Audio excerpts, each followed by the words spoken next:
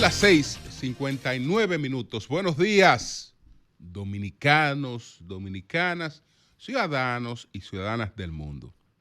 Julio Martínez Pozo. Los comentarios de los temas más importantes en el programa de mayor influencia de la radio y la televisión nacionales y de todas las plataformas sociales. Buenos días a todo el equipo del Sol de la Mañana. Buenos días a nuestras audiencias, a la de Sol, a la de Telefuturo Canal 23, nuestro canal de YouTube y todas nuestras plataformas digitales. Vamos inmediatamente a identificar los temas que tenemos titulado y más otros temas que vamos a tratar. Bueno, Francisco Javier inaugura la inscripción de aspirantes presidenciales en el PLD. ¿Dónde anidan los argumentos republicanos contra el Departamento de Educación estadounidense? ¿Qué implicaciones tiene la entrega del gallero Chino Domínguez a la justicia norteamericana? Y hablaremos también del destino del nuevo recurso contra el transitorio antirreeleccionista. En primer lugar, entonces, felicitar a nuestro presidente, don Antonio Espaillat, el presidente de RCC Media, por el reconocimiento del que fue objeto junto a otros 4 ejecutivos empresariales en WE Edition. Esos, además de don Antonio, fueron reconocidos Alejandro Peña de Filló, que es el CEO del grupo publicitario Peña de Filló, Antonio Espaillat, que es el CEO de RCC Media, Danilo Ginebra, CEO de Altiz Dominicana, Fernando Villanueva, presidente del Grupo Viamar, y Samuel Pereira, presidente ejecutivo de Banreservas. Durante esta primera edición, los premiados compartieron sus experiencias, logros y secretos del éxito con los asistentes, proporcionando una oportunidad única para conocer de cerca las mentes que están transformando el panorama empresarial en la República Dominicana.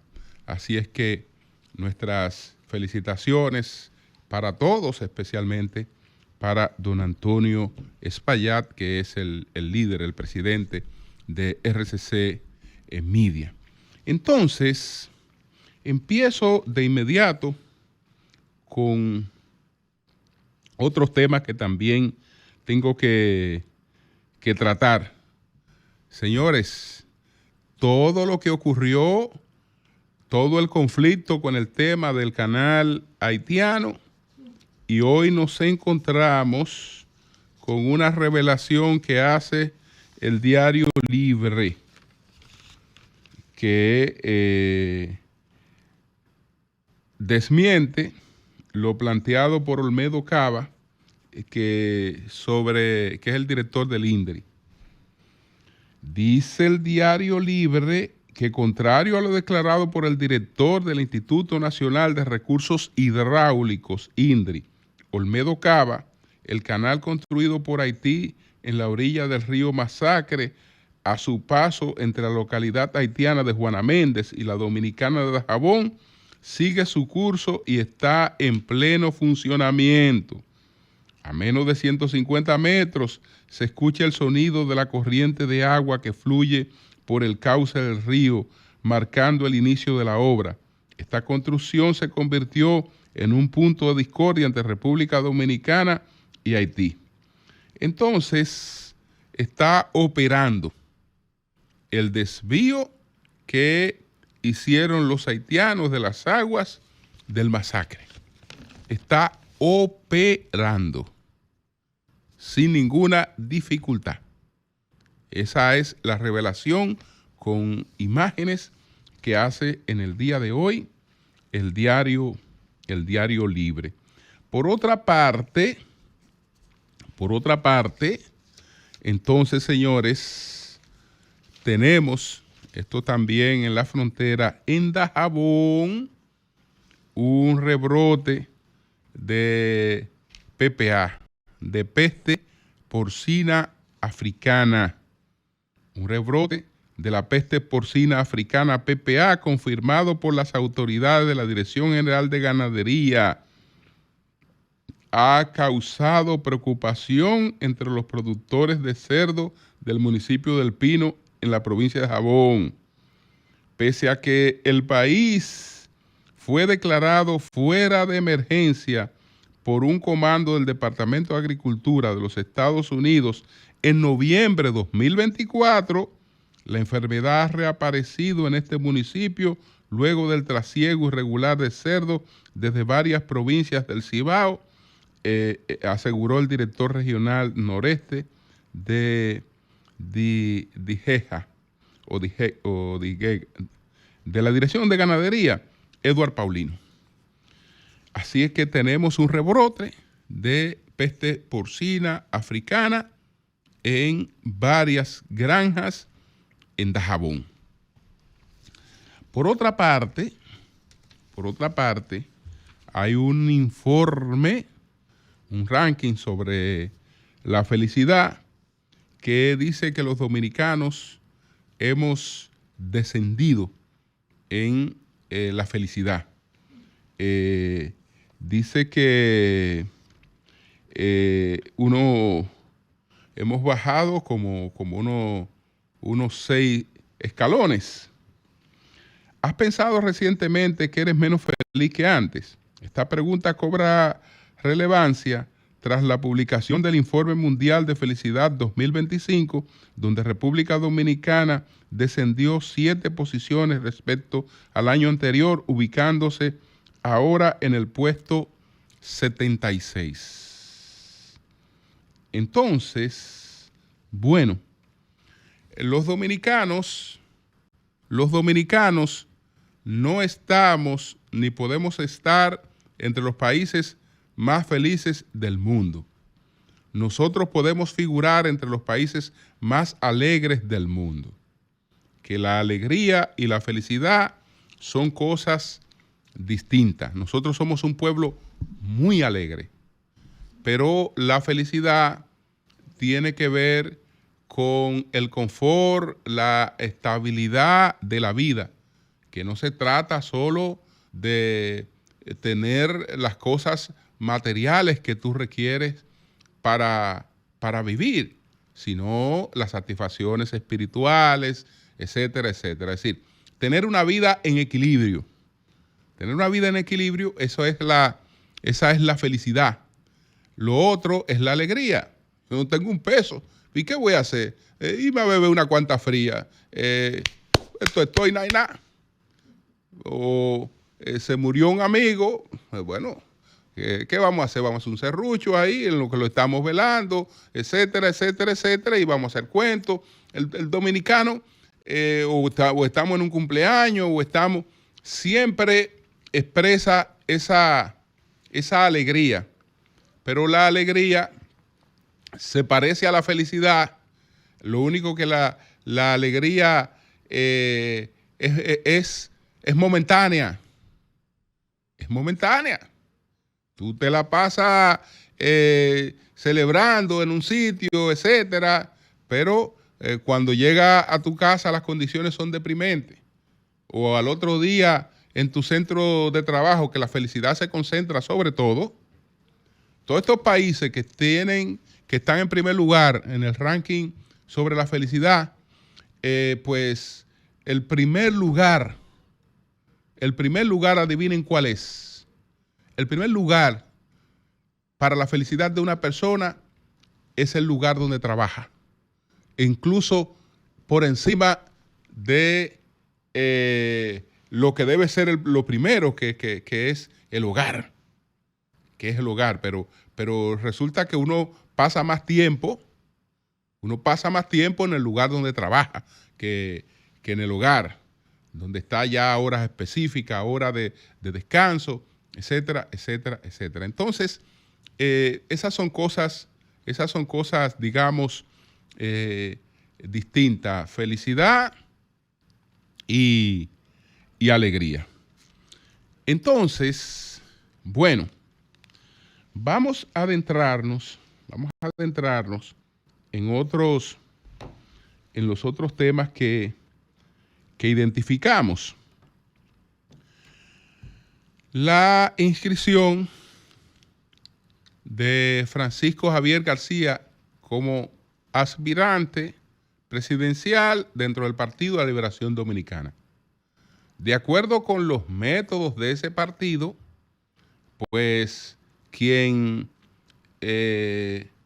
escoge a los aspirantes es el Comité Central. Pero para que el Comité Central los escoja, hay que proponerlo, deben estar claramente identificados. Y el PLD, pues, por las razones por las que atraviesa esa organización, ha decidido, pues, identificar un aspirante presidencial en torno al que unificarse con tiempo. Que todo lo que aspiran con tiempo identifiquen su aspiración, que se pongan a hacer el trabajo que requieren para ganarse las preferencias de la mayoría y para poner a crecer a esa organización, y entonces en el primer trimestre del año próximo escoger al aspirante que luego será escogido cuando la ley así lo disponga como el candidato de esa organización. Entonces, ayer inauguró con mucho entusiasmo Francisco Javier estas inscripciones para las que se ha otorgado un plazo de un mes, que decía ayer que como en el PLD prácticamente todos los aspirantes están identificados y ninguno, salvo un caso, tiene impedimentos para asentarse, para inscribirse, independientemente de que después, en el futuro, decida declinar o decida, por el contrario, dedicarse a hacer el trabajo que tiene que hacer, pues eso no creo que cree ningún inconveniente. Por el contrario. Entonces ya esperaremos las otras candidaturas. Uno de esos candidatos, uno de estos días, estará aquí con nosotros explicando las motivaciones de sus aspiraciones. Ese aún no se ha inscrito, se inscribirá y estará con nosotros aquí explicando las motivaciones de su inscripción. Me refiero a Charlie Mariotti Tapia. Entonces, ya esperaremos que todos los demás que aspiren lo hagan. Ayer mencionaba el caso de Juan Ariel, porque sé que él tiene una situación con su compromiso con la Universidad de Harvard, que tal vez le represente un impedimento para asentarse en el plazo que está establecido. Pero debería reconocerse que es una persona que es aspirada dentro del PLD, dentro y fuera del PLD, que es aspirada, y ojalá que tuviera la oportunidad de participar en ese proceso, porque lo enriquece. Entonces, esa es la situación. Señores, miren, voy a entrar en otros temas. Uno de ellos es explicar de dónde ¿Dónde se fundamenta todo esto que lleva a los republicanos, porque no quiero decir que en este caso a Trump, a no confiar en el Departamento de Educación de Estados Unidos? Lo primero es que cuando ese departamento se creó en el año de 1979, no contó con el respaldo republicano. Los republicanos desde su creación han expresado objeciones a la creación de ese departamento. Ahora, tampoco se trata de una improvisación por parte de Donald Trump. Hay que decir que esta formaba parte de sus promesas electorales. Esto fue uno de los puntos que él levantó en su campaña, que iba a desmantelar o a intentar desmantelar el Departamento de Educación de los Estados Unidos, la Secretaría de Educación o el Ministerio, el Departamento de Educación. ¿Qué ocurre? Que digo intentar porque eso necesita la aprobación del Congreso y Trump no tiene los votos para lograr desmantelar totalmente ese departamento. A lo sumo creo que podrá reducirlo. Él necesita solamente en el Senado 60 votos y tiene 53. En caso de que todos los republicanos suscriban esto, y creo que sí, porque esto ha sido un sentimiento republicano. En los argumentos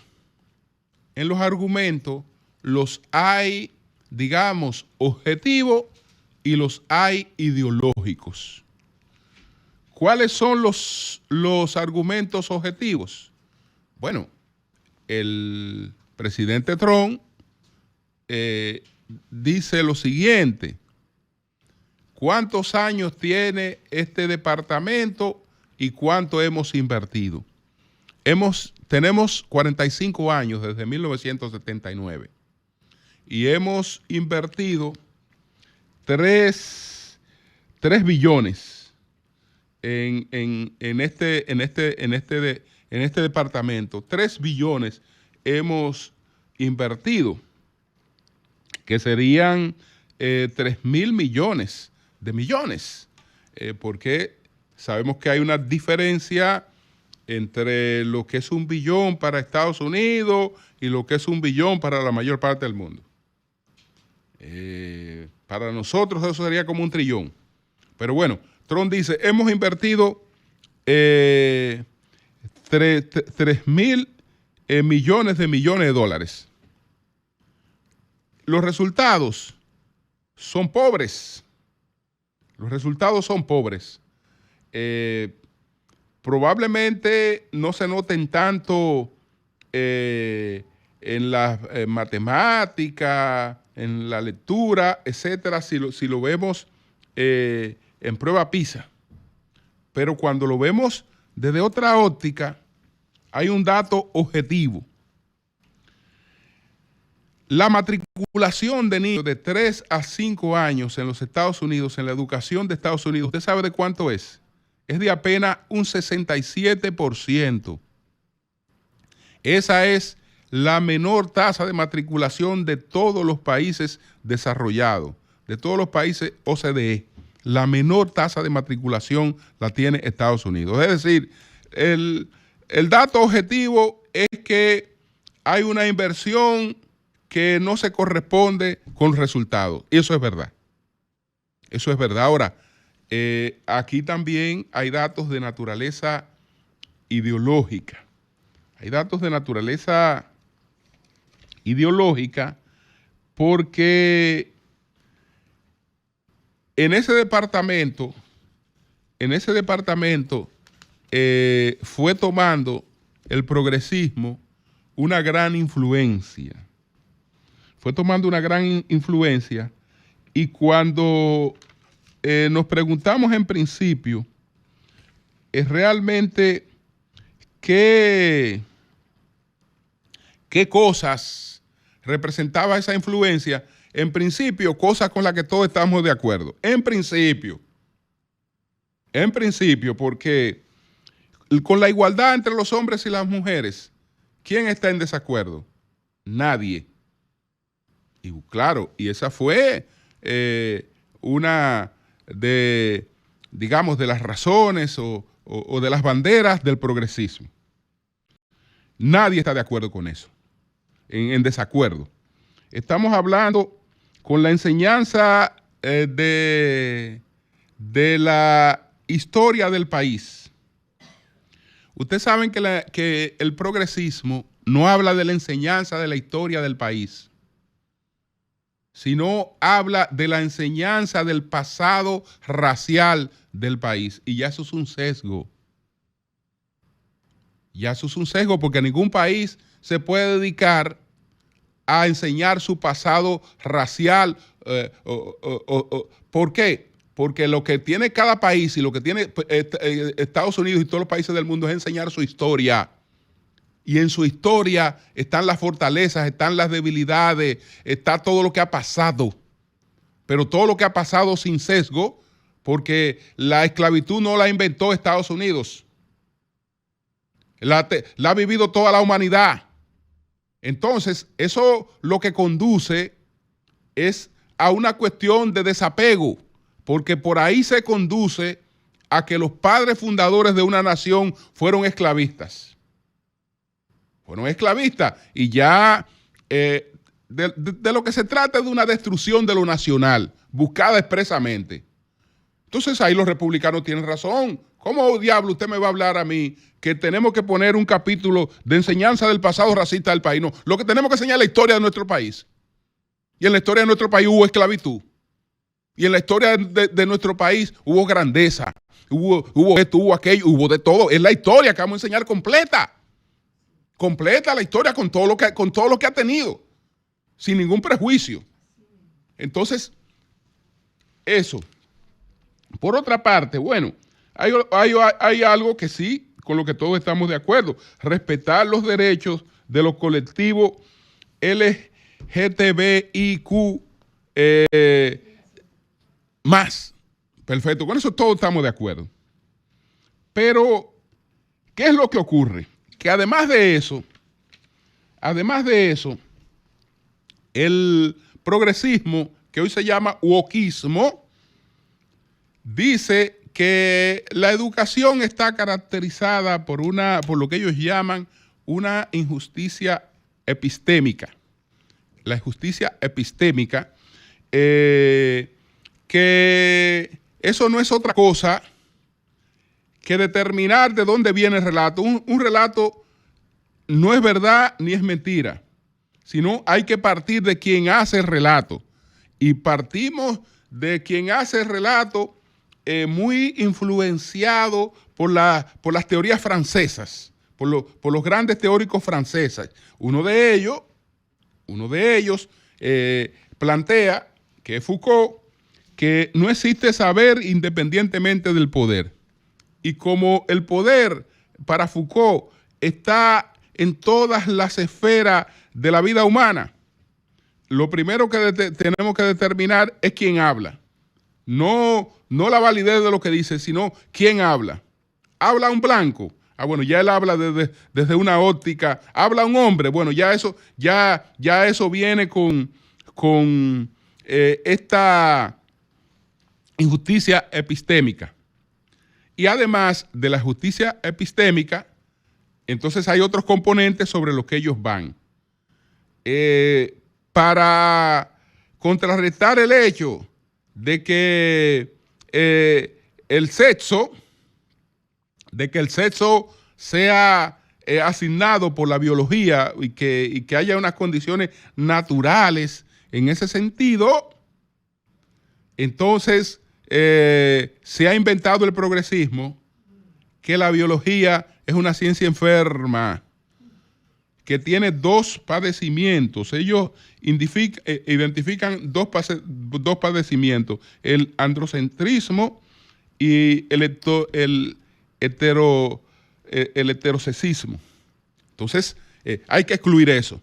Y las matemáticas las matemáticas, al pretender respuestas exactas, son una imposición del poder. Entonces, señores, un bendito arroz con mango que todo lo que conduce es que al niño usted no sabe qué es lo que le están predicando y qué es lo que le están inculcando. La pretensión de esta medida es que la educación sea asumida por los estados y que los padres estén más pendientes de lo que ocurre en la educación. Esa es la pretensión. Que lo logrará o no, porque, repito, tiene que pasar por una aprobación congresual, pero no salió de la noche a la mañana, no, esto tiene muchos años y es producto de toda esa situación que se ha venido dando con el tema de la educación. Pero bueno, señores, tengo otros puntos que no puedo dejar de tratar. Fue apresado en la República Dominicana y se entregó a las autoridades en el sur de la Florida un hombre muy próspero, muy rico,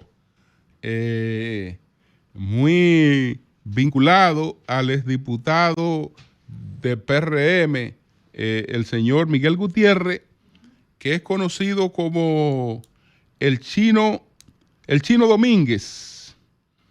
Él se llama Roberto de los Santos Domínguez. Es mejor conocido como el Chino Domínguez, un gallero muy famoso. Incluso él tiene su propio club, coliseo gallístico, que se llama Hot Corner en Santiago. Él tiene su propio club gallístico. Este señor se ha entregado a las autoridades del sur de la Florida.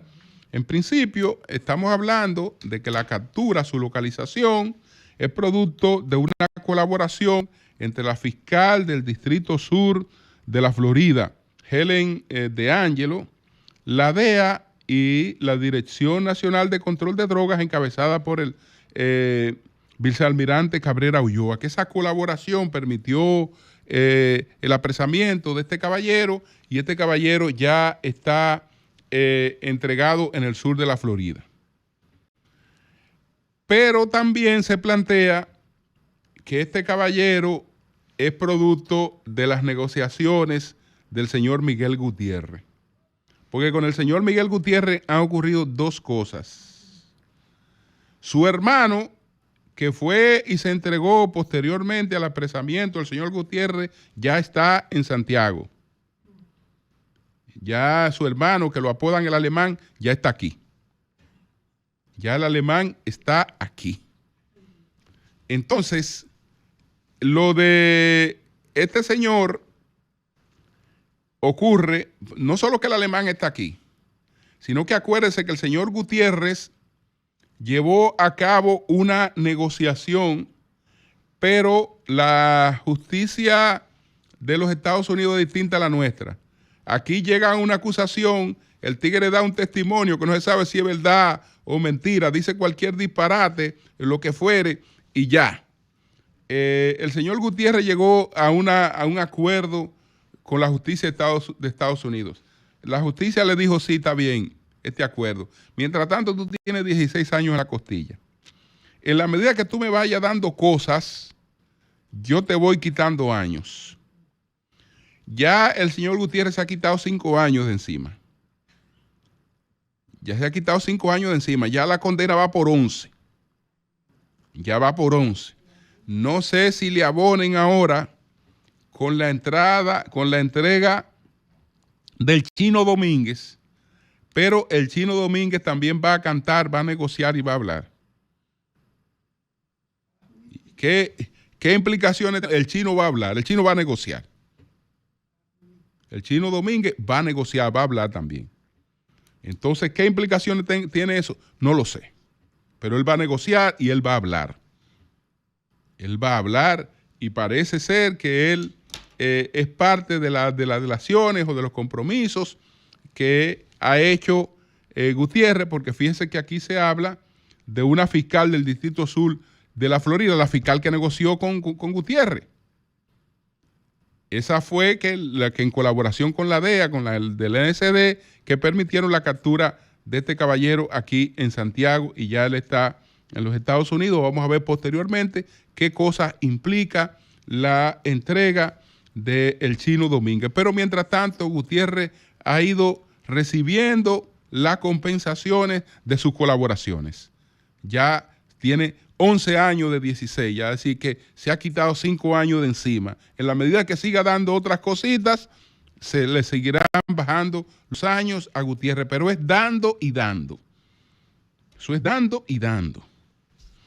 Miren, para finalizar, ayer hablábamos del recurso que introdujo como ciudadano Aquiles Jiménez, planteando en función del artículo 39 de la Constitución que es inconstitucional el hecho de que se legisle y se hagan prohibiciones específicas contra una persona. Que eso es inconstitucional. Entonces, es probable y es casi seguro que el recurso corra la misma suerte que el recurso que introdujo en ese sentido Fredermirdo Ferrera Díaz, que lo hizo en relación con la modificación de la Constitución. Y en ese sentido hay una sentencia del Tribunal Constitucional con relación a ese recurso. Entonces, esa sentencia rechazó ese recurso. Hay que decir que ese recurso estaba incluso elaborado con más profundidad que el recurso actual, que alude a algunas cuestiones de tipo constitucionales, pero el otro jurídicamente y en términos doctrinales estaba más trabajado. Estaba más trabajado el recurso de Fredermirdo Ferrera Díaz. Entonces, bueno, hay una sentencia que es la sentencia 01-2018-003, en la que el Tribunal Constitucional rechaza declara inadmisible ese recurso. Referencia del expediente Tribunal Constitucional 01-2018-03 relativo a la acción directa de inconstitucionalidad incoada por el señor Fredermirdo Ferrera Díaz contra la disposición transitoria 20ª de la Constitución, fecha 13 de junio del 2015. Voy a buscar, por razones de tiempo, la conclusión específica por qué se declaró inadmisible ese recurso. De lo anterior resulta que el contenido de la Constitución es inimpugnable.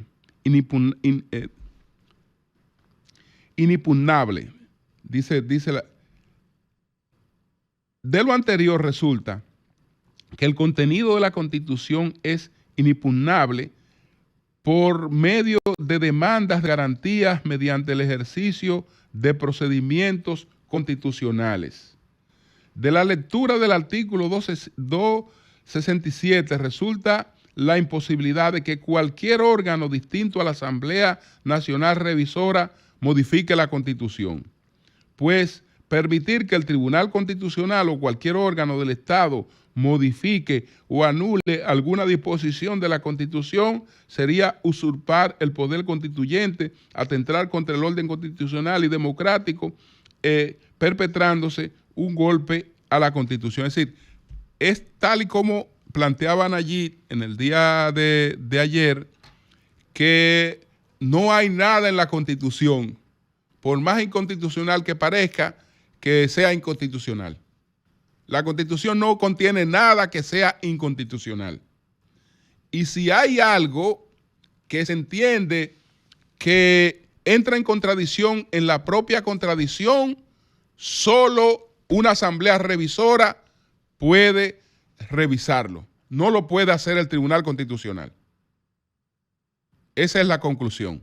No lo puede hacer el Tribunal Constitucional. Ahora, que eso es teóricamente inconstitucional, es verdad.